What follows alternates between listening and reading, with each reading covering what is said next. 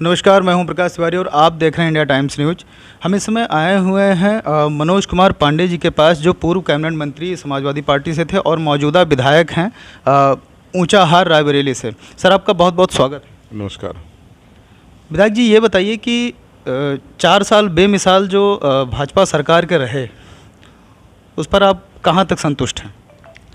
नहीं, मैं भी मानता हूँ कि 4.5 साल बहुत बेमिसाल रहे।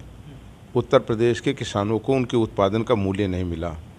1900 रुपये गेहूँ और 1860 रुपये धान का मूल्य घोषित करने वाली सरकार, और किसानों को 900 रुपये में धान और 1400 रुपये में गेहूँ बेचना पड़ा।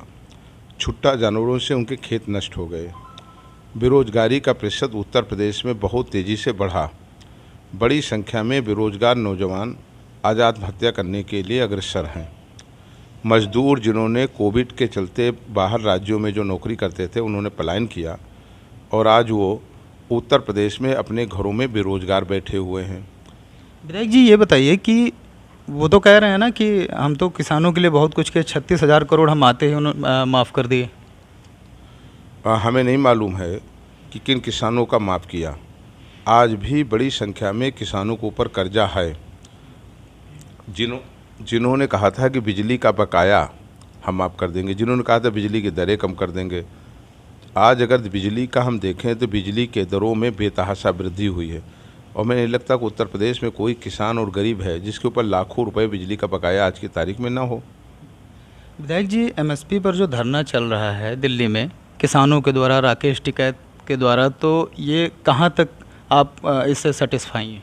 सरकार अपनी जिद में देश के किसानों से, जिनकी आबादी 68.6% है, ये देश कृषि प्रधान देश है, अपनी केवल हठ धर्मिता से आज किसानों से बात नहीं कर रही है, उनकी समस्याओं को सुन नहीं रही है, उसका निराकरण नहीं कर रही है, और देश में आने वाला किसान इसका जवाब देगा। माननीय राष्ट्रीय अध्यक्ष अखिलेश यादव जी ने कहा कि अब की बार जो चुनाव होगा उसमें हम छोटे दलों के साथ ही गठबंधन करेंगे, बड़े दलों के साथ गठबंधन नहीं करेंगे। तो इसका क्या मतलब निकाला जाए कि शिवपाल जी फिर से आ रहे हैं? राजनीति में लगातार अनुभव आते रहते हैं, नए नए एक्सपेरिमेंट भी होते हैं। समाजवादी पार्टी के राष्ट्रीय अध्यक्ष जी ने इसके पहले कांग्रेस और बसपा से गठबंधन किया था। समाजवादी पार्टी के राष्ट्रीय अध्यक्ष जी का मानना है कि उनका अनुभव इस पर अच्छा नहीं रहा। क्षेत्रीय छोटे दलों से समझौते हो भी रहे हैं। बड़ी संख्या में कई लोगों से बातचीत राष्ट्रीय अध्यक्ष जी की चल भी रही है और कई लोगों से हो भी गई है। जो विधायक जी, अभी जल्दी ही 5 लोगों की मीटिंग हुई, 5 ब्राह्मणों की, राष्ट्रीय अध्यक्ष अखिलेश यादव द्वारा परसों। तो क्या माना जाए कि अब जो विपक्ष जो आरोप लगा रही थी शुरू से ही कि मुस्लिम और यादव के अलावा इनको कोई दिखता नहीं है, तो अभी जो ब्राह्मण कार्ड खेला जा रहा है, ये कहाँ तक आप इससे जो है सेटिस्फाई हैं? देखिए, आरोप लगाने वालों के चश्मे का अगर लेंस खराब है तो उसमें हम कुछ नहीं कर सकते। समाजवादी पार्टी सभी जात, वर्ग और धर्म के लोगों की पार्टी है। स्वर्गीय जनेश्वर मिश्रा जी पार्टी के राष्ट्रीय उपाध्यक्ष रहे, मोहन सिंह जी पार्टी के राष्ट्रीय महामंत्री रहे, ब्रजभूषण तिवारी जी, कामेश्वर उपाध्याय जी, अवधेश पासी जी, बेनी प्रसाद वर्मा जी। समाजवादी पार्टी ने विभिन्न जात, वर्ग और धर्म के लोगों को शीर्ष स्थान पर बैठाने का काम किया और सबको साथ लेकर के चलने का काम किया। जहाँ तक मुलाकात का सवाल है, हम लोग समाजवादी पार्टी के आश्रय कार्यकर्ता नहीं हैं। हम लोग 27-28 साल से पार्टी के कार्यकर्ता हैं और रूटीन पार्टी के जिम्मेदार हैं, पार्टी के राष्ट्रीय प्रवक्ता हैं, पार्टी के प्रबुद्ध सभा के प्रदेश अध्यक्ष हैं, विधायक हैं, पार्टी से 2-2 बार मंत्री रहे हैं। हम लोग अपने नेता से, हम उनके कार्यकर्ता हैं, अपने नेता से हम लोग मिलते रहते हैं रूटीन में।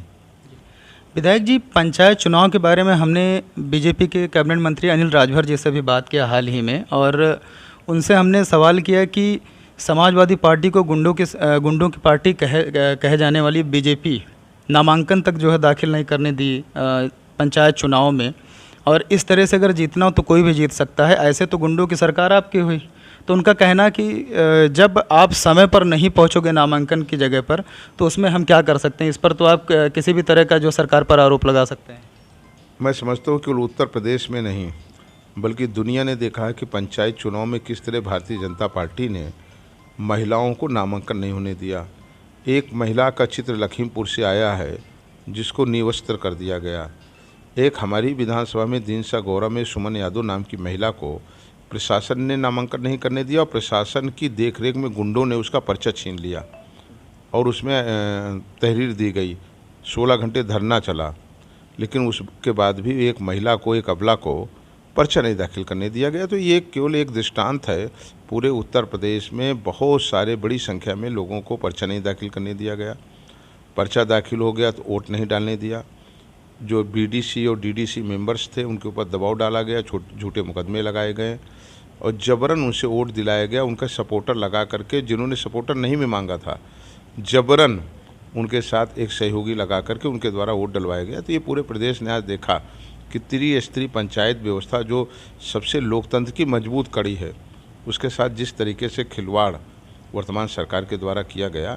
मैं समझता हूँ जनरल चुनाव में लोग मौके की तलाश में चुपचाप बैठे हुए हैं, आने पर समय भी इसका जवाब वो लोग देंगे।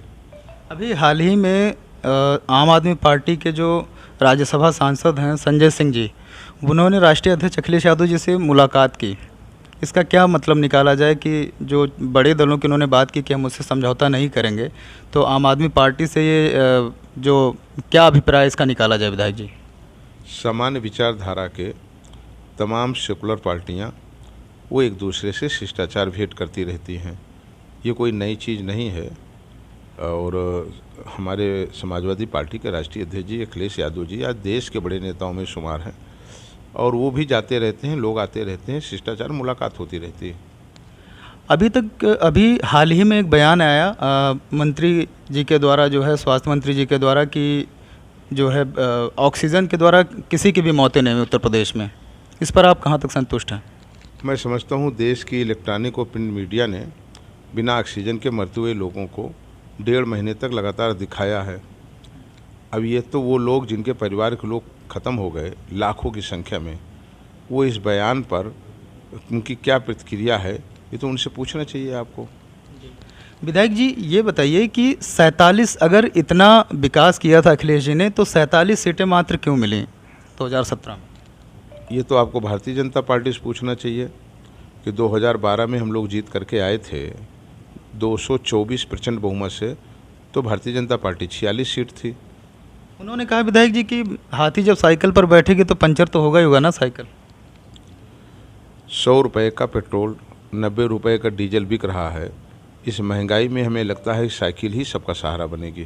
विधायक जी कोविड के दौरान जो है काफ़ी लोगों की मौतें हुई, काफ़ी जानें गईं, और उस दौरान अभी हमने बात किया बीजेपी के लोगों से, तो उन्होंने कहा कि सिर्फ बीजेपी जो है एक्टिव रही, इनके कोई भी व्यक्ति दिखे नहीं। अगर आप देखें हरियाणा से, पंजाब से, आप देखें उत्तरांचल से, गुजरात के सूरत से पैदल चलती हुई उन माताओं बहनों को, और एक बेटी तो एक साइकिल पर 600 किलोमीटर अपने पिता को बैठाकर बलिया पहुंच गई।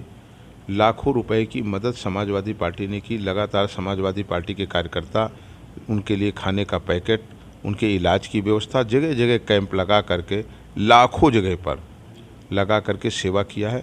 हम लोगों ने स्वयं अपनी विधानसभा में 2 लाख से ज़्यादा मास्क बांटे, सैनिटाइजर बांटे, अपनी विधायक निधि से ऑक्सीजन प्लांट दिया, और निरंतर दोनों लॉकडाउन में, कोविड के फर्स्ट और सेकंड दोनों लहर में लगातार लंगर चलता रहा। और हम ही नहीं, हमारे तमाम समाजवादी पार्टी के कार्यकर्ता हर विधानसभा और ज़िलों में लगातार जनता की सेवा करते रहे। और मैं समझता हूं कि जनता के बीच इस त्रासदी में केवल समाजवादी पार्टी थी। सर विपक्ष कह रही है कि अपने सीनियरों की और जो पुराने नेता हैं समाजवादी पार्टी के, जैसे माता प्रसाद पांडे जी हो गए, पूर्व स्पीकर रहे, और कई ऐसे बड़े नेता हैं जिनके अखिलेश जी नहीं हुए, अपने परिवार की तो छोड़ दीजिए, और उनकी जगह पे जया बच्चन जी को संसद भेजना, राज्यसभा में भेजना, उनकी जगह पे अगर माता प्रसाद पांडे जी जैसे लोगों को भेजा जाए तो शायद तस्वीर कुछ और होती। नहीं, तो आप लोग लड़ाई करा रहे हैं। माता प्रसाद पांडे जी हमारे बहुत सीनियर नेता हैं, हमारे बड़े आदरणीय हैं, सबसे बुजुर्ग नेता हैं हम लोगों के।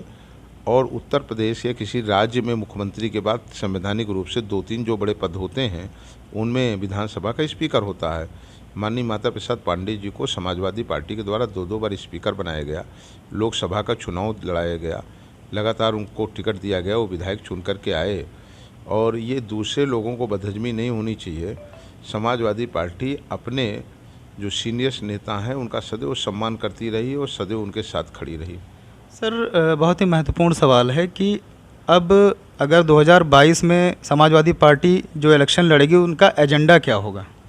समाजवादी पार्टी का एक ही एजेंडा होगा, उत्पादन का मूल्य न मिल पाने से आत्महत्या कर रहे किसान, बेरोजगार नौजवान, बेरोजगार बैठे मजदूर और उत्तर प्रदेश का डेवलपमेंट, यही समाजवादी पार्टी का मुद्दा होगा। बहुत बहुत धन्यवाद हमसे विधायक जी बात करने के लिए। ये थे मनोज पांडे जी, ऊंचाहार से विधायक समाजवादी पार्टी के और पूर्व कैबिनेट मंत्री, जिन्होंने बहुत ही बेबाकी से जवाब दिया और अपनी पार्टी की सफाई रखी। मिलेंगे फिर से अगले किसी व्यक्ति विशेष में किसी व्यक्ति के साथ, तब तक के लिए दीजिए इजाज़त। बहुत बहुत धन्यवाद।